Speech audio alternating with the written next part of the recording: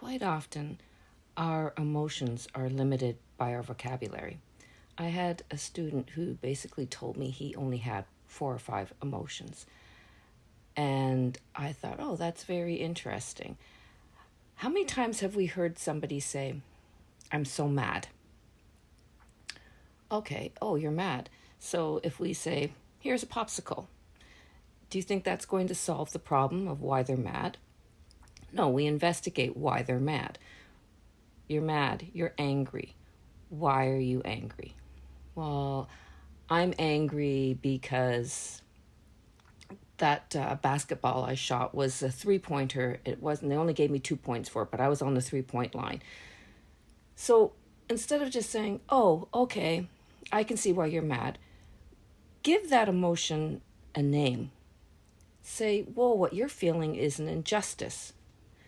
So that they can start to understand and expand their vocabulary, their emotional vocabulary. So next time they can say, I feel an injustice, as opposed to, I'm angry. And we wouldn't fix that anger or that emotion with a popsicle, would we? If the person really did stand at the 3-point line and made a 3-pointer, then we would adjust the score for them.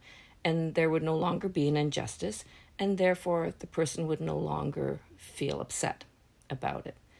So whenever a child or even a friend tells you, I'm mad, oh, I'm happy, oh, I'm sad, elaborate more on it and find out what the real emotion is, because a lot of times that injustice is the primary emotion and it's created a secondary emotion, which is the anger. So when you're dealing with just the anger, you're not really dealing with the emotion that the problem state comes from. The problem was coming from the injustice, the feeling of the injustice.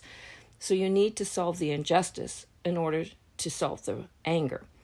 So every time somebody uses a word, a vague, ambiguous word like mad, happy, sad, chunk it down and find out exactly what the primary emotion is that resulted in the sadness or the anger.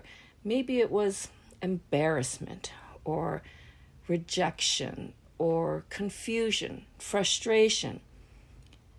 Once we find out what the primary emotion is, then we can resolve it and get to the root cause of the problem.